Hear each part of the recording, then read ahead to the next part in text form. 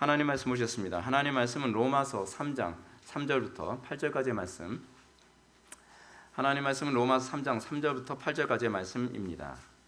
신약성경 242페이지 로마서 3장 3절부터 8절까지의 말씀. 신약성경 242페이지입니다. 찾으셨으면 제가 봉독하겠습니다. 어떤 자들이 믿지 아니하였으면 어찌하리요? 그 믿지 아니함이 하나님의 믿부심을 패하겠느냐? 그럴 수 없느니라. 사람은 다 거짓되되 오직 하나님은 참되시다 할지어다. 기록된 바 주께서 주의 말씀에 의롭다 함을 얻으시고 판단받으실 때에 이기려 하심이라 함과 같으니라. 그러나 우리의 불의가 하나님의 의를 드러나게 하면 무슨 말 하리요? 내가 사람의 말하는 대로 말하노니 진노를 내리시는 하나님이 불의하시냐? 결코 그렇지 아니하니라. 만일 그렇다 하면 하나님께서 어찌 세상을 심판하시리요? 그러나 나의 거짓말로 하나님의 참되심이 더 풍성하여 그의 영광이 되었다면 어찌 내가 죄인처럼 심판을 받으리요? 또는 그러면 선을 이루기 위하여 악을 행하자 하지 아니하겠느냐? 어떤 이들이 이렇게 비방하여 우리가 이런 말을 한다고 하니 그들은 정죄 받는 것이 마땅하니라. 아멘. 이 시간은 로마서 30번째 강의가 되겠습니다. 철학과 복음의 대립이라는 제목으로 하나님 말씀 증거하도록 하겠습니다. 철학과 복음의 대립. 세상이 얼마나 타락해 가는가를 여러분 측정하는 중요한 시금석이 있습니다. 그 중요한 시금석 중 하나는 뭐냐면 얼마나 사람들이 철학화되어져 가느냐에 관한 문제입니다. 종교개혁을 하게 된 중요한 이유 중 하나는 뭐냐면 중세 로마 가톨릭이 아리스토텔레스의 철학과 플라톤의 철학과 또 신플라톤주의의 철학을 받아들여서 그것을 통해서 기독교 신앙을 철학화했다는 것이 문제였던 겁니다. 그래서 칼빈이나 루터 같은 사람들이 종교개혁을 하면서 철학화된 그 기독교를 다시 솔라 스크립투라, 오직 성경적인 교회로 다시 회복시켰던 운동이 그것이 바로 종교개혁 사건이었습니다. 근데 이제 문제가 뭐냐면 칼빈이 죽고 난 이후에 데오도르 베자라고 하는 사람이 또 이 스콜라주의를 다시 받아들여 가면서 다시 기독교 신앙이 철학화되어져 가는 일이 또 시작되어져 갑니다. 이게 사람이라고 하는 존재는 어쩔 수 없는 것 같습니다. 사람이라는 존재는 본성적으로 철학적인 존재이기 때문에 어떻게 하든지 하나님의 말씀이 하나님 말씀되게 하는 데에는 좀 취약한 것 같습니다. 성령으로 거듭나지 아니하면, 그리고 기도로 씨름하지 아니하면 우리는 철학화되어져 가는 우리 자신을 제대로 제어를 못하는 것 같습니다. 철학의 출발이 어디 있습니까? 최초의 철학자를 우리는 아담과 하와라고도 얘기를 하는데 고대 철학, 그리스 철학의 출발이라고 한다면은 우리는 소크라테스를 들 수 있습니다. 근데 소크라테스가 철학을 하게 되어진 배경이 무엇이냐면 그 속에 소크라테스가 원래 철학하던 사람이 아니었거든요. 근데 이 사람이 식중독에 걸렸다가 죽었다 깨났어요. 그리고 난 다음에 소크라테스의 다이몬이라고 하는 존재가 내면의 음성에서 계속 들리기 시작합니다. 그 다이몬의 그 인도를 따라서, 다이몬의 그 존재에 따라서 말을 하고 철학화했던 그 개념이 그리스 철학의 아주 중요한 시발점이 되죠. 그러면서 이 다이몬에 의해서 나온 두 가지의 철학적 개념이 둘로 갈라지는데 그것이 뭐냐면 하나는 관념론이고 하나는 유물론으로 갈라집니다. 현재 지금 나타나고 있는 현상은 다시 유물론과 관념론이 하나가 돼서 이제 원래의 형태를 다시 드러내고 있는 것 같아요. 철학이 그러면 왜 발달했는가에 관해서 우리 한번 생각해 봅시다. 그럼 철학이 왜 나왔을까요?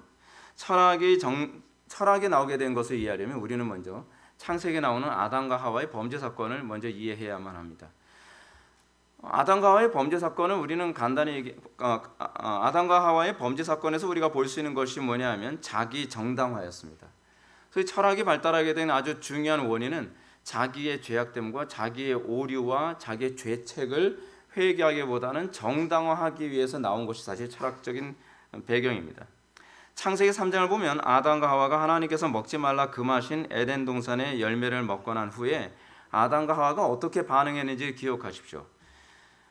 아담과 하와는 자기 자신의 죄를 다른 사람에게 전가하거나 환경을 탓하거나 그것을 어떻게 피해 가려고 하는 차원에서의 자기 정당화의 방식을 사용하게 된 겁니다. 그것이 인류 최초의 아담이 했던 모습이었습니다.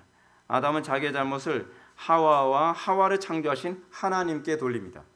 여러분, 그래서 철학에서 주로 많이 나오는 것이 뭐냐면 신에 관한 관점도 굉장히 많이 나옵니다. 그 이유가 뭐냐면 이 모든 것에 대한 책임을 신에게 돌리려고 했던 아담의 사고방식이 여전히 남아서 철학에서 역동하고 있기 때문에 그런 겁니다. 아담은 그렇게 얘기합니다. 만약 하나님께서 하와를 창조하지 않았다면, 저 여자를 창조하지 않으셨다면 제가 선악을 알게 하는 남의 실과를 따먹지 않았을 것입니다. 그러나 이유가 어찌되었든 죄를 범한 것은 아담의 책임입니다. 그가 하와의 권유에도 불구하고 선악을 알게 하는 남의 실과를 먹지 않기로 결정했다면 죄에 빠지지 않는 거겠죠. 하와가 그랬기 때문이 아니라 내가 그것을 결정했기 때문에 책임은 나에게 있는 겁니다. 근데 아담은 그 책임을 하와에게 전가시키고 또 하와를 창조하신 하나님에게 전가함으로써 자꾸 자기를 정당화하려고 하죠. 이게 철학적인 사고의 특징입니다. 제가 좀 더 얘기하면 그게 더 많이 와닿습니다. 근데 이건 마치 뭐하고 똑같냐면 마치 몹시 배가 고픈 사람이 있습니다. 그 빵집 앞을 지나가다가 빵의 구수하고 달콤한 냄새에 막 정신이 혼미해지는 거예요. 그러더니 빵집에 들어가서 빵을 훔칩니다. 그리고 그 죄의 책임을 빵집 주인에게 묻는 겁니다. 당신이 빵을 너무 냄새가 좋게 만들었잖아. 당신이 빵을 너무 먹음직스럽게 만들었잖아. 당신이 만약에 빵을 맛있게 안 만들었으면 내가 먹었겠어? 궤변이죠. 궤변이에요. 근데 그게 아담의 궤변이었습니다. 마치 이제 법정에서 이렇게 얘기하는 거죠. 자신의 빵을 훔친 것은 도둑질이라고 하는 것에 대해서는 인정합니다. 그렇지만 빵집 주인이 빵을 맛있게 만든 그 책임도 물어야 됩니다. 너무 맛있게 만들어서 저로 하여금 훔쳐먹게 만들었습니다. 훔침 맞아야죠. 자, 이런 주장 어떻게 생각합니까? 물론 이런 논리는 아담이 하와의 유혹을 받아서 선악을 알게 하는 남의 실과를 따먹은 논리와는 약간 다릅니다. 그 제가 좀 더 수정을 합니다. 왜냐하면 빵집 주인은 그 배고픈 사람을 알고 훔치도록 유도한 건 아니기 때문에 그렇습니다. 근데 아담은 하와에게 유도를 받았죠. 하와의 그 말에 의해서 유혹을 받지 않았습니까? 빵집 주인이 빵을 맛있고 먹음직스럽게 만든 것은 소비를 촉진시키기 위한 것이지 그를 탄압시키기 위한 것은 아니었습니다. 그럼에도 불구하고 이 논리는 선악을 알게 하는 남의 실과를 먹게 된 방식과 어느 정도는 비슷한 논리 가운데 있습니다. 선악을 알게 하는 나무의 실과 자체는 아담과 하와에게 범죄를 강요하지 않습니다. 선악을 알게 하는 나무의 실과가 보암직도 하고 먹음직도 하고 지혜롭게 할 만큼 탐스럽게 하나님께 창조하셨지만 그 욕심을 억제하지 못해서 범죄한 것은 아담의 잘못입니다. 그걸 인정을 해야 되는 문제죠. 여러분, 우리가 예수를 믿고 성령으로 거듭날 때 나타나는 현상이 뭐냐면 인정되어지지 않던 내 죄에 대해서 인정함으로 거듭나지 않습니까? 그러니까 여러분들 무엇이 복이냐면 인정하는 게 복입니다. 우리가 거듭나기 전에 우리가 예수님을 믿기 전에는 끊임없이 다른 것으로 정당합니다. 내가 저런 부모를 만나지 않았다고 한다면, 내가 이런 가난한 환경 가운데 살지 않았다고 한다면, 내가 이 대한민국에서 태어나지 않았다고 한다면, 내가 이런 학교를 다니지 않았다고 한다면, 내가 이런 친구를 만나지 않았다고 한다면 따면 근데 그게 하나님 앞에서 과연 먹힐 수 있는 문제인가 하는 문제입니다. 중요한 건 그걸 누가 결정한 거죠? 내가 결정한 거죠. 물론 그 사람이 영향을 줬다는 것을 하나님께서는 무시하지 않습니다. 그래서 하나님께서는 그것과 관련해서 하와에게 징계하시고 또 뱀에게도 징계하시죠. 자, 문제는 또 다른 방식인데 어떤 남자가 간음이 죄라는 사실을 알면서도 사창가 앞을 자꾸 어슬렁거립니다. 사창가에 어슬렁거리면서 당연히 그럼 매춘하는 여자한테 미혹을 받겠죠. 그렇죠? 그럼 매춘하는 여자한테 미혹을 받아가지고 간음을 하고 난 다음에 누구 탓이라고 돌려요? 저 여자가 나를 미혹해서 넘어졌다. 근데 여러분, 요셉을 보게 되면은 요셉은 미혹받는 자리에서 아예 피했다고 얘기합니다. 근데 이 아담과 하와의 논리 중에 하나는 뭐냐면 선악을 알게 하는 남의 실과 따먹지 말라고 얘기했으면 그 근처도 안 가는 게 좋은데 그 근처에서 어슬렁하면서 먹으면 안 되지. 그래서 먹으면 안 되는데 그래서 이게 먹으면 안 되는데 그래서 자꾸 쳐다보고 만지작거리고 그러면 먹게 되는 거죠. 먹게 되는 겁니다. 그러면서 하나님을 탓하는 겁니다. 물론 유혹을 한 그 여자도 문제지만 유혹을 당한 본인도 문제겠죠. 그러면서 우리는 자꾸 자기 정당화하려고 합니다. 아담과 하와의 자기 정당화는 이런 방식이었습니다. 그는 자신이 죄를 하나님 앞에서 범했다는 걸 인정하지만 그 죄에 대한 책임을 자꾸 다른 사람에게 전가하거나 그렇지 않으면 내 죄에 대한 책임이 아예 없는 것처럼 만들려고 애쓰는 것. 그것이 이제 철학이 발달하는 방식이거든요. 그래서 철학을 우리는 또 다른 말로 뭐라 얘기하냐면 자기 정당화 방식이라고 얘기할 수 있습니다. 세월이 흐르면서 이제 철학이 점점 더 발달합니다. 철학은 죄에 대한 자기 정당화가 점점 발달한 거죠. 철학은 죄에 대한 자기 정당화를 위해 발전했기 때문에 굉장히 놀라운 방식으로 논리가 발전합니다. 그래서 간음, 살인, 신성모독을 정당화하는데 어떻게 보면 맞는 말처럼 들리게 이렇게 만들죠. 겉으로 보면은 분명히 죄인데 저 사람 말을 들어보면 죄가 아닌 것 같은 거예요. 굉장히 교묘합니다. 예를 들어서 여러분 플라톤 같은 경우는 플라톤의 이상국가는 어떤 것이 이상국가입니까? 플라톤이 얘기하는 이상국가는 이제 쉽게 얘기하면 그냥 공산주의예요. 공산주의인데 철인 정치를 얘기하죠. 근데 철인 정치를 얘기하는 공산주의의 개념 중에 하나는 뭐냐면 모든 걸 다 그 유무상통해야 된다는 거죠. 그래서 뭐라 그래? 와이프도 공유해야 되고 재물도 공유해야 된다는 거예요. 그렇게 해서 간음을 정당화하는 거죠. 그렇게 간음을 정당화합니다. 이게 철학이 발달하는 방식입니다. 자기 죄를 정당화하고 합리화하는, 그리고 거기에 동조하는 많은 사람들이 그 죄에 참여하는 거죠. 제가 이전에도 언급했던 구조주의 철학자 미셸 푸코라고 하는 사람 있죠. 미셸 푸코는 도덕성이란 이성의 담론이 만들어낸 것이다. 뭐 굉장히 말을 어렵게 하죠. 왜 자꾸 이렇게 말을 어렵게 하냐 하면 이 말을 어렵게 하는 것을 통해서 일종의 하나의 전제적인 사고를 규정하기 때문에 그렇습니다. 이거 제가 설명 안 할게요. 이것도 얘기하면 또 혼란스러워지니까. 그래서 이 푸코가 얘기하는 관점 중에 하나는 뭐냐면 광기라는 얘기를 합니다. 광기. 소위 자기 자신의 광기를 정당화하죠. 이 사람의 광기 중에 하나가 뭐냐면 소아성애에다가 동성애거든요. 그럼 뭐 간음은 뭐 기본이고요. 근데 이것을 자꾸 죄라고 규정을 하니까 자기 양심이 자꾸 불편한 겁니다. 그래서 푸코가 소위 구조주의라고 하는 철학의 영감을 누구에게 받냐 하면 니체한테 영향을 받습니다. 니체한테 영감을 받아가지고 구조주의 철학을 발전시키는데 어떻게 발전시키냐 하면 동성애나 간음이나 그렇지 않으면 소아성애를 죄라고 얘기하는 것은 소위 이성적인 사고를 가진 사람들의 단합된 권력이다. 이걸 권력으로 규정을 해요. 니네들이 뭔데 나를 죄인이다 아니다를 규정해? 죄인이죠. 왜 죄인입니까? 그 사람을 통해서 누군가 피해를 입잖아요. 그 사람을 통해서 가정이 파괴되어지잖아요. 그 사람을 통해서 어린아이들이 고통을 받잖아요. 그런데 이것을 소위 푸코가 얘기하는 소위 구조주의라는 관점으로 자꾸 정당화시킵니다. 굉장히 웃기는 얘기를 하고 있는 거죠. 자신이 이렇게 자신의 죄를 정당화하지만 그로 인해서 피해를 당하고 고통당하는 사람들에 대해서는 눈을 감아버리는 겁니다. 한 사람만 더 언급한다면 실존주의 철학자 장폴 사르트르입니다. 장폴 사르트르는 공산주의자입니다. 그는 이렇게 의지적 행동이라고 하는 걸 얘기 많이 했거든요. 이 사람은 실존주의자입니다. 아까 푸코는 구조주의자라고 한다면 이 사람은 실존주의자예요. 오늘날 철학의 큰 두 개의 부류를 얘기한다면 하나는 실존주의고 하나는 구조주의입니다. 근데 이 실존주의의 대표적인 사람 중에 하나가 장폴 사르트르인데 이 사람은 자기를 자기답게 하는 것이 이것이 옳다라고 생각하는 사람입니다. 그 자기가 운전을 하고 가다가 어떤 여자가 비를 맞고 같이 가고 있어요. 근데 내가 엑셀에다 밟아서 그 여자를 쳐 죽인다고 해서 이것이 죄냐? 아니다. 그렇다고 해서 내가 차를 타고 가다가 그 여자를 그 시트가 젖음에도 불구하고 차에 태웠다고 해서 이것이 선이냐? 또 그것도 아니다. 그럼 뭐라고 얘기하는 거예요? 그냥 내 의지적 행동이었을 뿐이다. 그냥 내 실존을 설명하는 것뿐이다 라고 얘기하는 거예요. 그렇게 하면서 어떻게 해요? 나의 어떤 죄악된 행동도 감히 너희들이 나를 정죄하거나 판단하지 마라. 누가 나를 심판을 해? 라고 얘기하죠. 근데 여러분 이런 말을 하면서도요.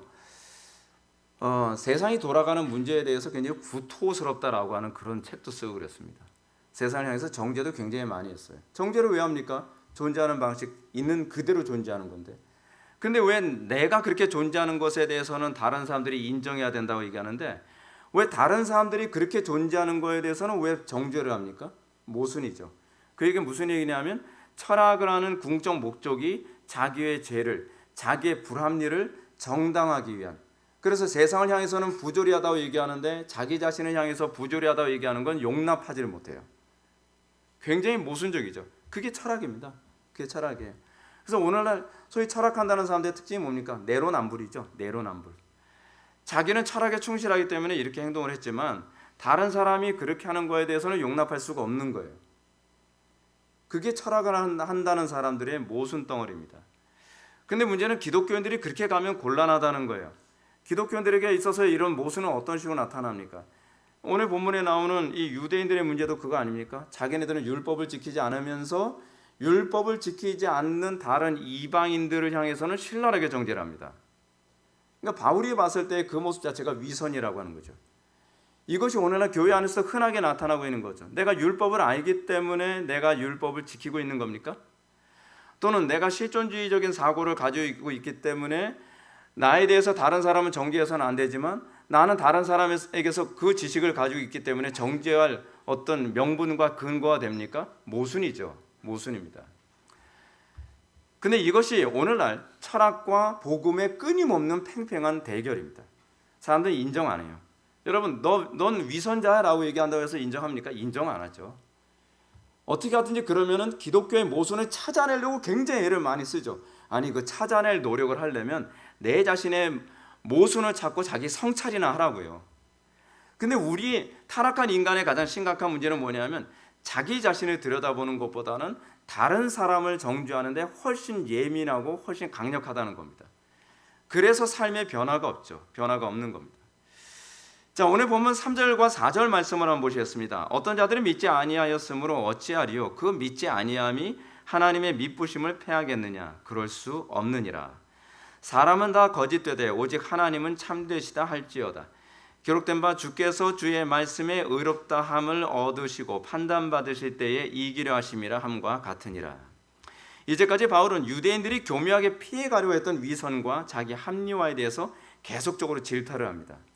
너희들이 율법을 가지고 있고 너희들의 할례를 받았다는 이유 하나만으로 너희들이 이방인에서 개종한 기독교인들을, 그 이방인 기독교인들, 헬라 기독교인들, 그런 사람들 신랄하게 비난하고 정죄하고 너희들만 의로운 척하지 않았느냐라고 바울이 계속적으로 질타를 합니다. 그러면서 사도 바울이 지난 시간에 우리가 살펴봤던 것처럼 3장 1절과 2절에서 언급했던 것이 이거 아닙니까? 그럼에도 불구하고 너희들이 율법을 받았다는 것과 너희들이 할례를 받았다는 것은 유익이 있다. 왜 유익이 있다는 거죠? 그것이 우리로 하여금 끊임없이 진리로 가도록 우리를 교훈하고 우리에게 각성하게 만들기 때문이라는 거죠. 자, 문제는 이겁니다. 우리는 이런 생각을 하죠. 사도 바울은 왜 이토록 이 유대인들을 못 살게 구는 겁니까? 같은 유대인이면서. 왜 그 사람들이 이런 모순과 잘못을 왜 계속 지적하는 겁니까? 그 이유가 뭘까요? 그것은요, 그들이 가지고 있는 구원의 확신의 이 문제를 해결하지 않으면 그들은 구원받지 못하기 때문에 그렇습니다. 사랑이 뭡니까? 사랑이라는 게 뭡니까? 잘못하고 있는 것에 관해서 눈을 감아주는 게 사랑입니까? 아니죠. 잘못하는 것에 대해서 깨달아 그들이 구원의 길로 올 수 있도록 길을 열어주는 거죠. 유대인들의 문제는 이겁니다. 자기네들이 율법을 가지고 있고 내가 할례를 받았기 때문에 우린 당연히 구원받을 것이다 라고 생각하는 것. 그런데 그렇게 해서 구원을 받지 못합니다. 율법을 가졌다 해서 구원을 받는 것이 아니고 내가 할례를 받았다 해서 구원을 받는 것이 아니라 내가 그리스도를 믿어야만 구원을 받는 거죠. 근데 문제는 뭐냐면 이런 식의 사고방식이 어디에 있습니까? 기독교 안에서도 구원파가 그렇잖아요. 구원파. 내가 구원의 확신만 있으면 구원을 받는다고 생각하는 거죠. 구원의 확신이 있으면 구원 받습니까? 구원의 확신 없으면 구원 못 받습니까? 제가 이렇게 말씀드리죠. 여러분, 대학에 들어가는 건 확신으로 갑니까? 실력으로 갑니까? 실력으로 가는 거죠. 실력은 없는데 확신이 있으면 대학 갑니까? 누가 붙여준대요? 안 붙여주죠. 서울대학에 원서를 넣었는데 서울대학에서 떨어졌어요. 화가 났어요. 아니, 저는 확신했는데 왜 떨어집니까? 아니, 네 성적을 보라니까. 네 성적은 전문대도 못 들어갈 성적이야. 근데 저는 확신을 했거든요. 확신 있으면 붙여주셔야 되는 거 아니에요. 그럼 뭐라 했어요? 이게 어디 와서 억지야. 근데 문제는 하나님에게 그게 통할 거라고 생각하는 겁니다. 하나님에게 그게 안 통하죠. 왜냐하면 하나님은 합리적인 분이에요. 왜냐하면 그분 존재 방식 자체가 합리성이거든요. 그래서 우리가 합리성이라는 걸 하는 걸 가질 수 있게 된 거예요. 그분이 합리적인 존재이기 때문에, 우리를 창조하신 분이 합리적인 존재가 아니었다가 한다면 우리는 결코 합리성을 알지 못했을 것입니다. 근데 우리는 그 하나님에게 불합리를 요구하죠. 그래도 저는 교회를 다녔는데요. 그래 저는 믿었는데요. 이게 구원파와 비스무리한 장로교 안에서 오직 믿음을 강조하는 교회들에게 흔히 나타나는 모습이죠. 오직 믿음으로만 일하고 하는 이 교리를 어설프게 하는 게 문제인 거예요. 선무당이 사람 잡는다고요, 어설프게 하는 건 모르는 것보다 더 훨씬 상태가 안 좋습니다. 이 어설프게 알고서 믿음으로 구원받는 거지 행위로 구원받는 건 아니잖아요. 자꾸 이렇게 얘기하는 거죠. 어디 행위로 구원받는다고 얘기한 건 아니잖아요. 믿음으로 구원받았다면 뭐가 나타나게 되어 있다? 행위가 나타나게 되어 있다는 얘기죠. 논리 자체가 다른 겁니다. 근데 이 논리 자체가 다르다는 걸 자꾸 헷갈려 하는 거예요. 근데 이것이 철학입니다. 왜 이게 헷갈려가지고서 잘 안 받아들여지냐 하면 이게 철학적 사고이기 때문에 그래요. 셰퍼는 이걸 뭐라고 얘기하냐 하면 신비주의 철학이라고 얘기합니다. 신비주의가 뭐 환상봐야 신비주의가 아니라, 무엇이 신비주의냐 하면 신앙에 대한 신앙이 바로 신비주의라는 겁니다. 그러니까 믿음이 내 신앙 자체가 믿음의 대상이에요. 내가 구원을 받았다는 것을 믿는 것이 신앙이라는 거예요. 아니 내가 신앙이 좋다는 걸 믿는 게 어떻게 신앙이 될 수 있습니까? 이걸 순환 논리라고 얘기하잖아요. 이 철학이죠. 이 철학이 들어오고 나면 잘 안 빠집니다. 왜냐하면 이거를 내가 포기함과 동시에 자기는 죽는 거라고 생각하는 거거든요. 이런 신앙의 특징이 뭐냐면 신앙의 검증이 불가능합니다. 신비주의란 검증 불가능한 사고방식의 신비주의라고 얘기하는 거거든요. 내 신앙이 믿을 만하다는 걸 어떻게 검증할 수 있습니까? 못하죠. 그건 자기 자신의 주관이잖아요. 그래서 이걸 신비주의로 분류합니다. 그러면서 이 사람들은 도덕적 방종으로 살아가면서도 나는 구원에 확신이 있기 때문에 난 당연히 구원을 받을 것이라고 생각합니다. 우린 얘기하죠. 넌 구원 못 받아. 왜 구원을 못 받아요? 넌 이미 사고방식 자체가 그리스도인의 사고방식이 아니라 철학적 사고방식에서 아직 헤어나오지 못하고 있잖아. 너는 신비주의거든? 라고 얘기를 하는 거죠. 근데 이것이 소위 초기 고대 그리스 철학과 관련해서 얘기한다면 플라톤주의 이원론입니다. 플라톤이 이원론주의에서도 어떤 이원론이냐? 영지주의 이단입니다. 근데 이 사고방식을 여전히 가지고 있는 거예요. 여전히. 사랑하는 성도 여러분, 우리는 왜 자꾸 이런 철학적 태도를 추구하는 것이겠습니까? 그 이유는 뭐냐면 내 죄를 포기하기 싫어서 그렇습니다. 내가 틀렸다는 걸 인정하기 싫은 겁니다. 그 내가 틀렸다는 것, 내가 죄인이라고 하는 것, 내가 잘못했다는 걸 인정하기 싫을 때에 우리는 그 철학적 정당성을 자꾸 철학에서 찾는 거죠. 왜 사람들이 자꾸 이단에 빠지는지 아십니까? 여러분 제가 이단이라고 말씀드리지만 그 이단들은 사실은 그 이면에 밑바탕에 깔려있는 건 다 철학입니다. 다 철학이에요. 철학이 종교화되어진 방식 중에 양태가 바로 이단이거든요. 그런데 사람들이 특정 이단이 나의 불신앙을 정당화해 주는데 너무 좋은 거예요. 그러다 보니까 말도 안 되는 이단, 예를 들어서 나는 남자들에 대해서 괜히 혐오감을 느끼는데 어머니 하나님을 주장하는 교회가 있는 거예요. 그러면 사람들이 거기서 환호하는 거죠. 그치? 왜 하나님이 남자여야 돼? 어머니 하나님도 있어야지. 땡큐지. 그러면서 거기에 사람들이 가는 거죠. 구원파의 사람들이 왜 빠지는지 아십니까? 나는 도덕적으로 거룩하게 살 마음이 없는데 구원은 받고 싶거든요. 그럼 마치 뭐하고 똑같습니까? 나는 좋은 대학교에 가고 싶긴 한데 노력은 하기 싫은 거하고 똑같은 방식이죠. 그걸 우린 뭐라고 얘기하죠? 도둑놀심보. 그 도둑놀심보를 누가 채워주냐 하면 구원파가 채워주는 거예요. 오케이, 땡큐죠. 그러면서 거기에 들어간 사람들한테 아무리 설득해도 안 받아들입니다. 왜냐하면 내가 그것을 받아들임과 동시에 내 욕심을 다 포기해야 되는 거거든요. 그러니까 그 정당화를 끝까지 붙들고 어떻게 하든지 그것이 정통이길 바라고 어떻게 하든지 거기에도 구원이 있기를 바라는 거죠. 근데 그건 미신입니다. 절대로 그것이 우리에게 좋은 결과를 주지가 않습니다. 근데 문제는 뭐냐면 유대인들이 그렇습니다. 유대인들이 자기 자신들의 소위 그 자존심이 어디 있습니까? 헬라인들, 이방인들과의 관계 안에서 이제까지 자존심이라고 내놓았던 게 뭐냐면 나 할례 받았다는 거, 그리고 내가 유대인이라고 하는 거, 내가 율법을 받았다는 거, 이 프라이드 가지고서 나름대로 근사하게 종교 생활을 했었거든요. 근데 바울의 얘기를 자꾸 들으니까 이제껏 내가 가지고 있었던 프라이드를 다 포기해야 돼요. 그게 너무 싫은 거죠. 너무 싫은 겁니다. 자, 한번 또 바꿔서 한번 생각해 봅시다. 여러분들이 만약에 다른 교회에서 장로 직분을 받았다든지, 그렇잖아요. 여러분들이 다른 교회에서 예를 들어서 뭐 목회자였다든지, 뭐 대단히 뭐 교회에서 그 인정받고 있었던 직분을 가지고 있는 분이었다고 칩시다. 근데 우리 교회 왔는데 여러분들에게 그런 분을 전혀 인정을 안 해주는 거예요. 그럼 여러분들 어떻습니까? 너무 힘든 거죠. 너무 힘든 겁니다. 근데 신앙이라는 게 뭡니까?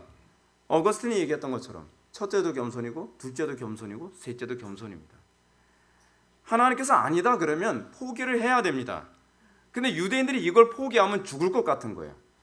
뭔 소리야? 이것이 나의 자존심이었는데, 이것 때문에 내가 살 수 있었는데. 근데 바울은 뭐라고 얘기합니까? 그거 포기해라. 모세로부터 율법 받았다고 하는 그 쓸데없는 프라이드 포기해라. 아브라함의 후손으로서 할례 받았다는 거 그거 포기해라. 너희가 그거 포기하지 않고 오로지 그리스도만을 붙잡지 않는다고 한다면 너는 하나님의 심판대에서 결코 온전하지 못할 것이다. 왜 바울이 자꾸 이런 식으로 사람을 괴롭게 만듭니까? 그 이유는 무엇입니까? 신앙이라는 것은 이것입니다. 여러분들 인정하기 싫겠지만 인정해야 될 부분이 있습니다. 이 땅에서 성령님과의 관계 안에서 내가 죄인이라는 것을 인정한 사람만이 천당에 들어가는 겁니다. 이 땅에서 여러분들이 하나님께 죄인이라고 하는 걸 인정하고 회개하지 않으면 그 일이 어디서 일어나냐 하면 어디서 일어나죠? 심판대 앞에서 일어납니다. 심판대 앞에서 이 내가 죄인이라는 것을 인정하는 부분은 구원과 직결된 문제가 아니라 심판으로, 지옥으로 직결되어진 문제입니다. 우리는 이 어쨌든 간에 한 번 정도는 내가 죄인이라는 것을 인정하고 하나님의 심판대 앞에 서게 되는 일은 겪어야 됩니다. 겪어야 됩니다. 그것이 이 땅에서 겪게 되어진다면 구원이지만 죽어서 하나님의 심판대 앞에 서서 그 일을 겪게 된다면 지옥이 되는 것이죠. 마치 이게 적절한 그 적용일지 모르겠는데, 여러분 우리 모의고사 보지 않습니까? 모의고사를 볼 때마다 여러분 어떻습니까? 괴롭죠. 모의고사 볼 때 내 성적이 잘 나오길 바라는데 모의고사는 왜 맨날 보는지, 그렇죠? 근데 모의고사를 봐야만 마지막 심판 때 섰을 때 거기서 우리가 좋은 성적을 거둘 수 있잖아요. 그렇잖아요. 근데 모의고사를 통해서 나의 모습을 보기 싫은 거예요. 그러면서 그냥 100점이라고 쳐줘요. 뭐 무슨 맨날 모의고사, 나 다 아는데, 다 아는지 어떤지 한번 시험 먼저 보자니까. 근데 여기서 우리가 내 실력이 완벽하게 테스트 안 된 상태에서 하나님의 심판대 앞에 선다고 해보십시오. 여러분 그 일반 계시의 관점이에요. 이 땅에서 우리는 끊임없이 하나님 앞에서 내가 어떤 존재인가를 계속 저울질을 받습니다. 그 가운데서 내가 죄인이라는 것을 인정하고 내가 무지하다는 것을 인정받고, 여러분 모의고사 볼 때 우리 그거 느끼지 않습니까? 모의고사 시험 볼 때는요 다들 자신만만 하늘 다 찔러요. 그래서 다 아는 것 같아요. 그래서 시험 보고 나서 꼭 뭐라 하니까 내가 외우지 않은 것만 나왔대요. 아니 그렇게 얘기하면 곤란하죠. 그렇게 얘기하면 곤란한 거 아닙니까? 내가 실력이 없는 거죠. 내가 공부를 제대로 못한 거죠. 그러면 거기서 우리가 다시 회개하고 또 공부 열심히 하고, 그리고 자꾸 성적이 그러면서 올라가면서 우리가 뭐 수능을 보든 학력고사를 보든 그 시험 앞에서 비로소 우리가 구원을 이게 좀 웃기는데 하여간 그렇게 이해하세요. 그냥 대충. 그런 식이에요. 여러분 이 땅에서 우리가 어떻게 사느냐에 관한 문제는 굉장히 중요한 문제입니다. 여러분 우리가 천당 갈 거기 때문에 이 땅에서 막 살아도 된다? 하나님이 우리를 그렇게 창조하지 않으셨습니다. 하나님께서 우리를 그렇게 창조하셨다고 한다면 여러분들 구원 받자마자 죽이실 겁니다. 그렇잖아요. 아니 천당 가는 게 목적인데 왜 오래 살게 하세요? 근데 구원 받는 게 목적이 아니라 구원받은 자로서의 거룩한 삶을 살게 하는 게 목적이거든요. 이 땅에서 소금과 빛의 역할을 감당하라 하고 구원을 주신 것이거든요. 다만 믿을 뿐 아니라 그를 위하여 고난도 받게 하려 하십니다. 근데 우리가 거룩한 삶을 사는 데는 관심이 없고 구원의 확신만 붙들고 살겠다? 그러니까 사람들이 그걸 인정하기 싫으니까 성경이라고 하는 진리의 그 면전 앞에서 대면하기가 싫은 거예요. 거기다 뭘 자꾸 껴놓고 싶은 겁니까? 철학을 자꾸 껴놓고 싶은 거죠. 철학을 껴놓으면 마음이 좀 편안해지는 거예요.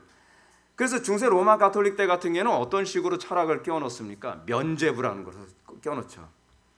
그것도 어떻게 해요? 고해성사라고 하는 것을 또 껴놓죠. 그런 철학적 방식을 계속 껴넣어서 어떻게 해요? 자기의 이 불편한 양심을 그것으로 편안하게 만들어가면서 점점 지옥을 향해서 가는 거죠. 분명히 기억해야 할 점은 이것입니다. 우리 양심은 이 땅에서 성령으로 각성되어 자기 죄를 인정하고 회개하지 않으면 하나님의 심판대 앞에서 그 무뎌진 양심이 거기서 심판을 받게 될 거라는 사실입니다. 여러분, 이 땅에서 성령님을 통해서, 이 땅에서 강단의 말씀을 통해서 여러분들의 양심이 예민해지고, 그리고 여러분들이 그 죄에서 회개하여 그리스도의 의로 살아가게 되어지는 것을 경험하는 자가 복된 줄 믿으시기 바랍니다. 근데 여러분들이 그리스도의 의로 살기보다는 내 의를 지켜내기 위해서 계속 철학을 사용하게 된다면, 여러분들이 하나님의 심판대 앞에 섰을 땐 그리스도의 의가 아니라 내 의로 서야 됩니다. 버텨낼 자신이 있습니까?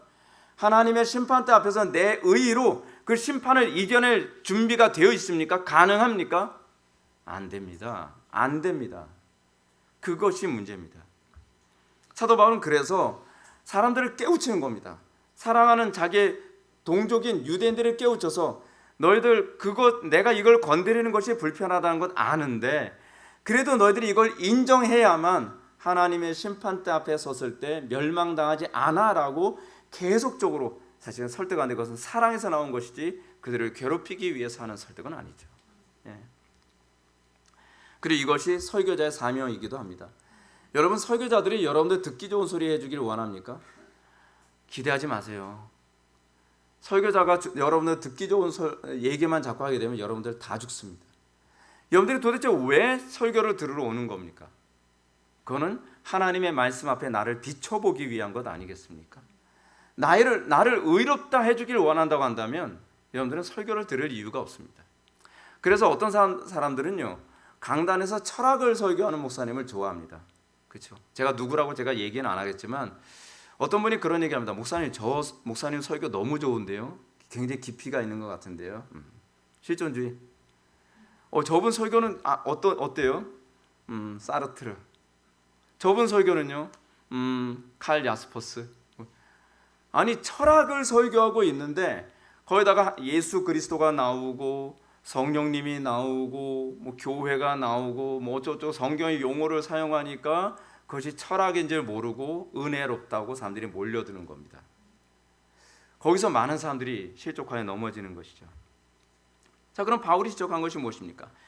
유대인들이 할례와 구약 성경을 맡았음에도 불구하고 하나님의 심판을 받게 됐다면 그것은 누구의 책임이겠는가 하는 것입니다. 그것은 믿지 않는 그들의 책임이라는 거죠. 정당하려고 하지 마. 너희들이 믿지 않았기 때문에 너희들의 책임일 뿐이야. 여기서 지금 바울이 지금 얘기하는 이 관점은 어떻게 보면 굉장히 아담의 관점을 잘 얘기해주고 있는 것 같습니다. 마치 아담은 어떻게 해요? 내가 지옥 가게 된 건, 내가 이렇게 멸망하게 된 건 저 여자 때문이에요. 하나님께 창조하신 저 여자 때문이죠 라고 얘기했는데 봐나요? 바울은 어떤 식으로 얘기하죠? 아니, 그건 네 책임이야. 네 책임이야. 바울이 단도직입적으로 얘기하는 게 그겁니다. 하나님은 분명히 구원의 도리를 주셨지만 그 구원의 도리를 받았음에도 불구하고 구원받지 못한 건 그들이 믿지 않았기 때문이다 라고 얘기하는 겁니다. 마치 이거죠. 목말라 죽어가는 사람에게 물을 줬는데 그 사람이 목말라 죽었어요.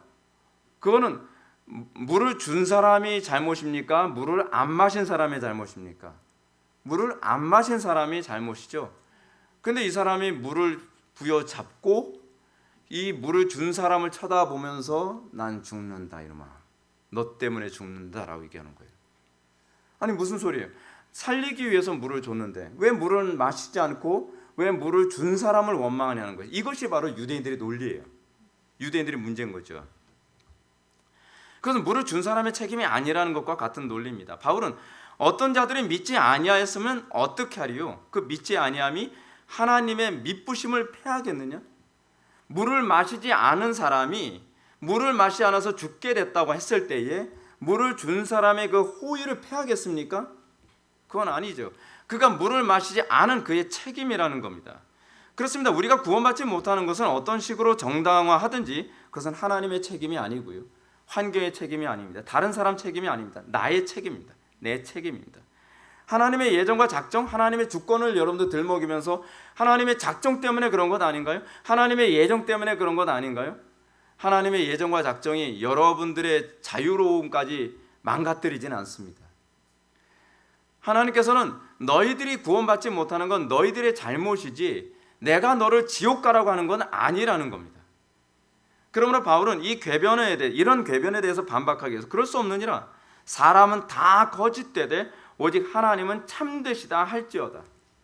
우리가 멸망당하는 것은 우리의 거짓됨 때문이지 하나님의 참되심에 책임을 물을 수가 없다는 겁니다. 근데 우리는 어떤 식으로든지 나의 삶의 문제를 하나님의 참되심에 자꾸 책임을 전가하려고 한다는 사실입니다.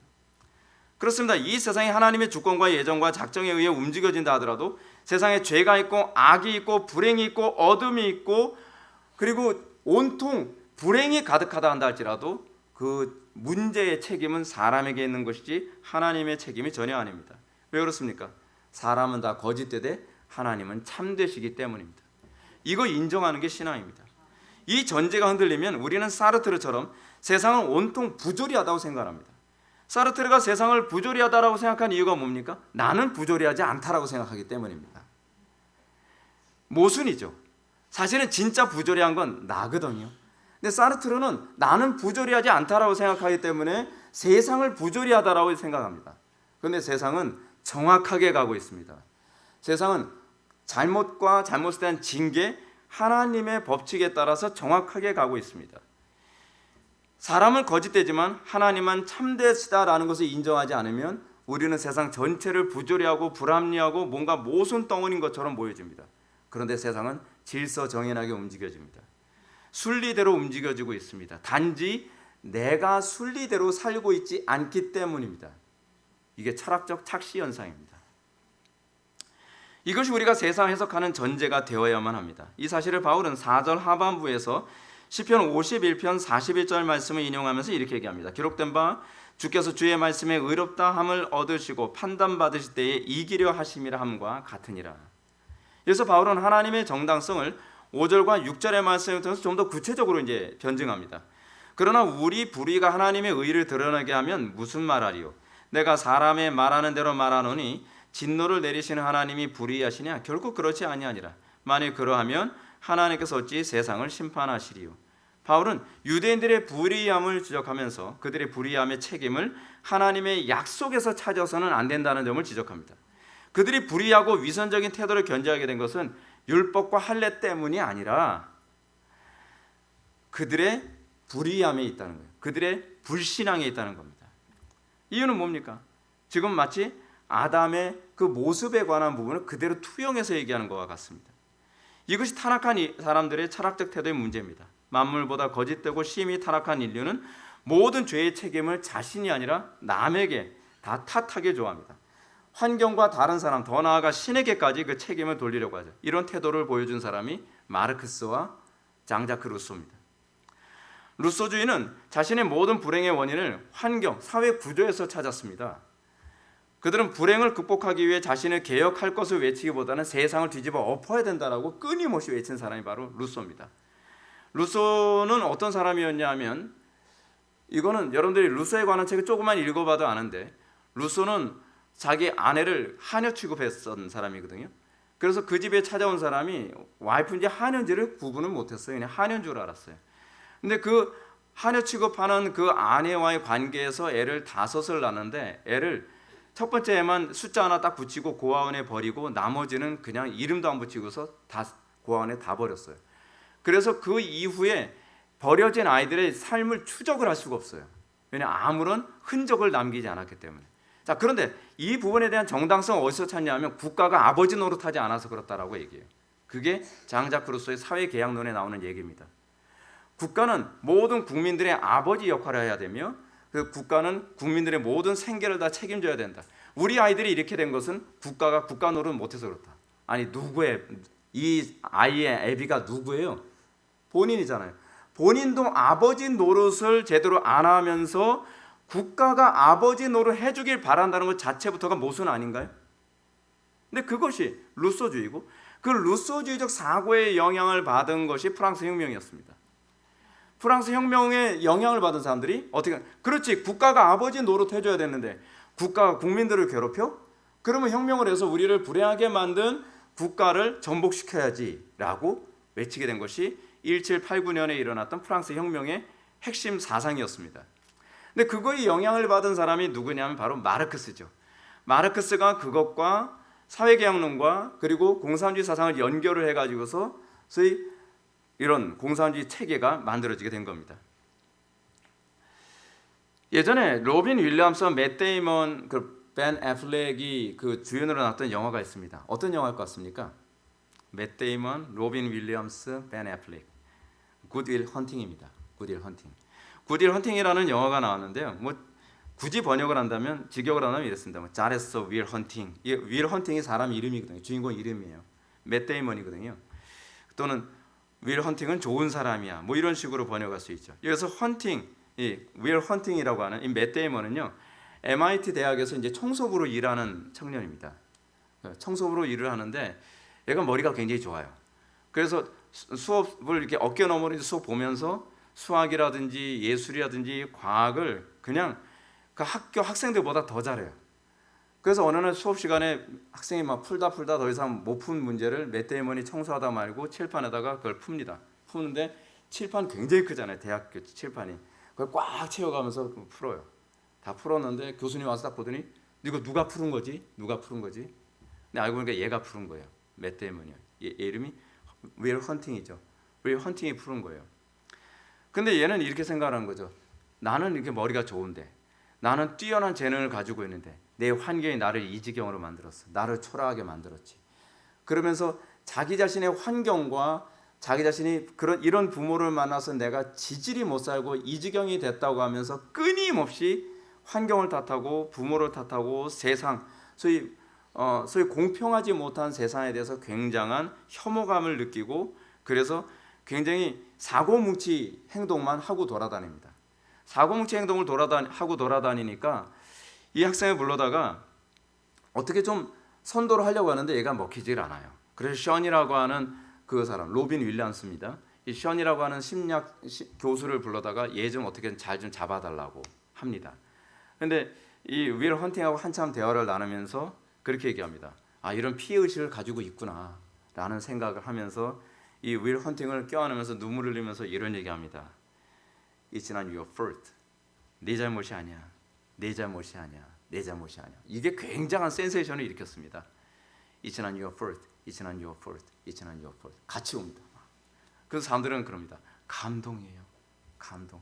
감동은 무슨 쥐뿔. 근데 이걸 감동이라고 여기면서 사람들은 갑자기 사고가 확 바뀝니다. 관객들은 어떻게 생각할까요? 그래, 이런 사람들이 나오게 된 것은 전적으로 사회의 책임이야. 사회가 잘못됐어. 모든 사람들에게 기회를 균등하게 줘야 해. 금수저와 흙수저로 나누는 이 세상은 바뀌어야 해. 라고 하는 사고를 한 방에 심어놓는 거죠. 기가 막힌 영화입니다. 전형적인 실존주의 영화입니다. 이것도요. 로빈 윌리엄스가 나오는 영화들이 주로 실존주의 영화에 주로 많이 주인공으로 나옵니다. 어떻게 보면 굉장히 설득력 있어 보이죠. 왜냐하면 우리가 듣고 싶은 얘기니까. 그렇죠? 철학은 그렇습니다. 내가 듣고 싶은 얘기를 해줍니다. 내가 가지고 있는 피해의식을 저 사람이 논리적으로 대변해주면 드디어 내가 진리를 찾았다라고 생각을 하는 겁니다. 근데 여러분, 정작 바뀌어야 될 것은 환경이 아닙니다. Good will hunting. 여기 윌 헌팅이라고 하는 이 사람이 바뀌어야 됩니다. 헌팅은 그렇게 별로 좋은 사람 아닙니다. 환경을 극복하는 것이 신앙이지 환경을 탓하는 게 신앙이 아닙니다. 성경 우리에게 범사에 감사하라고 얘기하고 있죠. 우리는 불평하는 것이 불신앙이라고 가르칩니다. 왜입니까? 그 환경을 하나님께서 주셨기 때문에 그렇습니다. 이스라엘 백성들의 불신앙이 드러나는 방식이 무엇이었냐면 환경에 대한 불평이었고 그리고 항상 피해의식을 갖는 것에 대한 지적이었습니다. 그래서 그 사람들이 가나안 땅에 들어가지 못한 거였거든요.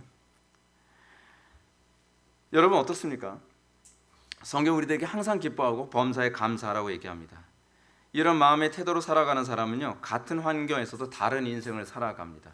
똑같은 환경에서도 거기서 꽃을 피웁니다. 마치 혹독한 겨울을 지났다고 해서 모든 나무가 꽃을 피우는 것이 아니죠. 어떤 나무가 꽃을 피웁니까? 동백꽃만 꽃을 피웁니다. 그래서 그 동백꽃이 아름다운 겁니다. 기독교인이란 마치 혹독한 추위를 통과해서 그 가운데서도 꽃을 피우는 존재들 같습니다. 그래서 다른 여러 나무들과 구별되죠. 동백꽃이 몇 월 달에 피는지 아십니까? 1월 달에 핍니다. 1월 달에서 4월 달 안에 피는 게 동백꽃이래요. 찾아봤어요. 저는 꽃하고 별로 안 친해가지고 잘 몰랐거든요. 근데 그 혹독한 추위에도 그 추위를 뚫고 거기서 꽃을 피우는 것이 동백꽃입니다. 그리스도인이란 그런 존재입니다. 그리스도인은 환난 가운데서 부활로, 고난 가운데서 감사로, 어두운 가운데서 빛으로 꽃을 피우는 존재들입니다. 사랑하는 성도 여러분, 철학과 복음의 차이가 무엇인지 잘 생각해 보시기 바랍니다. 철학은 부조리해 보이는 환경 속에서 끊임없이 자기 정당화나 자기 합리화의 논리를 제공하는 것이 철학입니다. 그리고 우리를 비겁하게 만듭니다. 누구처럼요? 아담처럼. 그러나 복음은 동일한 환경 가운데 어떻게 하나님의 영광이라는 꽃을 피울 것인가를 가르칩니다.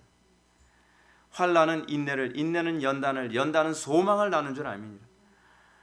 고난 같은데 거기서 꽃을 피우고 꽃을 피우고 꽃을 피우는 것이라고 성경 가르칩니다. 여기에 영생이라는 하나님의 생명이 그 실체를 드러냅니다. 모든 생명을 다 죽이는 것 같은 그 상황에서도 영생은 꽃을 피웁니다.